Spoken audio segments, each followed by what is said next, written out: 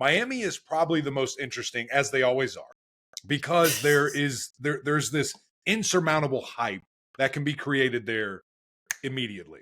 My question for you is, why is this year different? Why can this year be different, where it's not just in May through July, we're so excited, we're jacked up, we're talking about these guys. How can that continue to be sustainable? We look up in January and we're like, whoa, the U might be back. They might be here right now.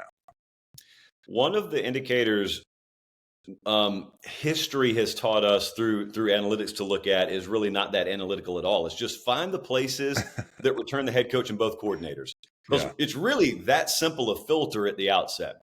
It doesn't mean that you're completely blocked out of competing if you have new faces in some of those spots, but you got a leg up on the field if you don't. And so I go down there about a month and a half ago.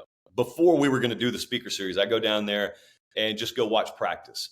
It's the first time I'd seen Cam Ward. And because I had not seen him play in a game even in person. Right. So I go in there, and this was one of the days that was not open to the media. So they're going at it, just full speed practice. And I was down there the year before and watched him practice with Tyler Van Dyke down there. Mm-hmm. And certainly got nothing against Van Dyke or anything like that, but I'm watching practice. So then I go and I actually went and talked to Mario in his office after practice. And he's showing some all 22 cuts.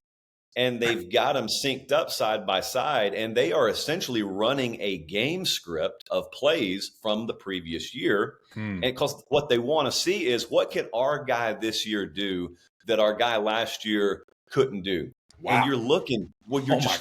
It's so obvious. You could be completely ignorant to this sport and have never even known how to spell football, and you could watch the split screen and you could say, whoever this is on the left, if that's the guy you have now, yeah, that's the guy. Whoever that is, he looks really good. Wow. And so then you start to ask yourself, okay, well, what else does he have going around him?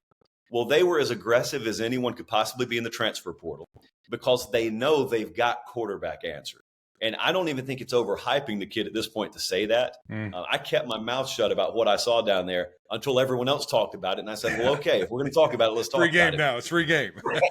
But they loaded up there. They, I think they'll have one of the better offensive lines in the conference. But just overall, if you look at the overall aggregation of that freshman class elevating another year, and a lot of those guys who got their feet wet last year elevating another year, and then you combine those portal infusions, everybody gets emotional when you talk about Miami. You can never have a logical conversation about it. But if I were to peel that U, let's just peel the U off and let's just look generically at this roster.